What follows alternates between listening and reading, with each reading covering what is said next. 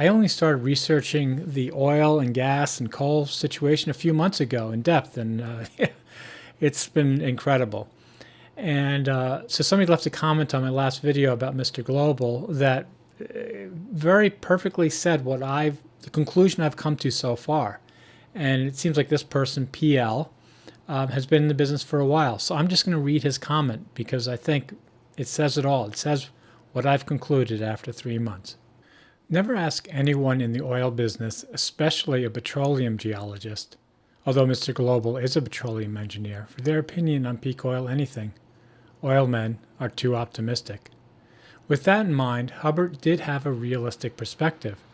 Much that he said was right on the money, and he did admit that there was a probability for multiple peaks, at least after the fact.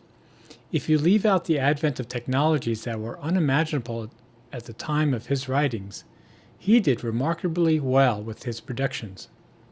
I think that is especially true concerning his prediction of declining reservoirs and the reserves that they added.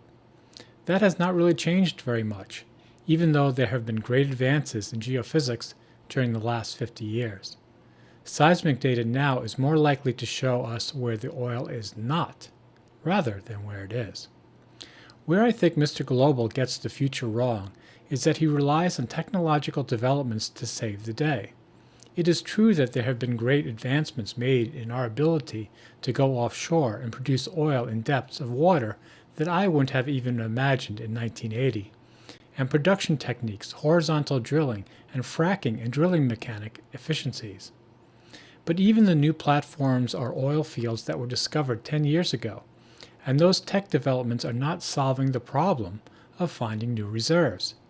Since we are not replacing reserves as fast as we deplete them, sooner or later we will apparently hit limits of geophysics, finding new reserves before we hit the limit of production technology.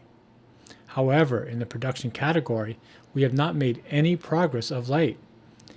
It's been 20 years since the commercialization of our last breakthrough in radically increasing production, horizontal drilling and fracking, and we must remember that George Mitchell was playing with that a full 25 years or longer before it became possible, and it really didn't become a commercial success for another 10 years after that. Same with deep water drilling. The first offshore rig went into the water in 1947. It took 40 years to get out to 2,000 feet and another 20 years to get to 4,000, then still another 20 years to get to 8,000 feet water depths. All of those things got us to where we are today. But now, what's left? If you do an AI search for new petroleum production techniques, you get 2 or 3 things that might help production and AI pie in the sky. And even if it did turn up something, the history of commercializing technological advances suggests that it's going to take some time. The practical reality says it's not going to be an overnight success, yet everyone, including Mr. Global, seem to think we have 20 to 50 years to get it up and running. I don't think so. Even if we did pop a rabbit out of the magical hat, we don't have the hat. We don't have any tricks that somebody's been working on for 20 years, waiting to be commercialized and ready to pump. To make matters worse, production of the magic device is going to take some time once we figure out what it is. A nifty plain and simple large pump or natural gas compressor now has a 5-year backlog. So, even if we did find a new field today, it could be 15 years until we see first oil. Do we have the time to invest in searching for needles in haystack and waiting 15 years for what is more often than not less than 9 to 18 months of the world's oil demand?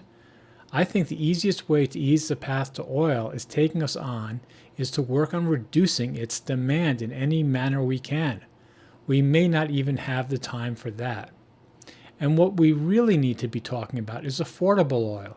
How expensive will that oil be in 15 years? Maybe by then it will be so expensive that nobody can even think of buying it to put in their cars. What I have noticed is that the folks that believe in magical rabbits are not the same folks that do the logic or the math to back up their beliefs. It's faith in technology that today won't even give us a clue as to what it might be, so it's hard to put numbers to it, other than to estimate the probability that it doesn't exist now, nor will we be able to develop and commercialize it in time to save us from our lack of vision. I don't think we should invest a lot in finding needles in haystacks for something this important. We have several potential options, and we should be investing in them in their order of chance of commercializing their success, with the exception of a few random selections to maximize our possibility of hitting a current dark horse.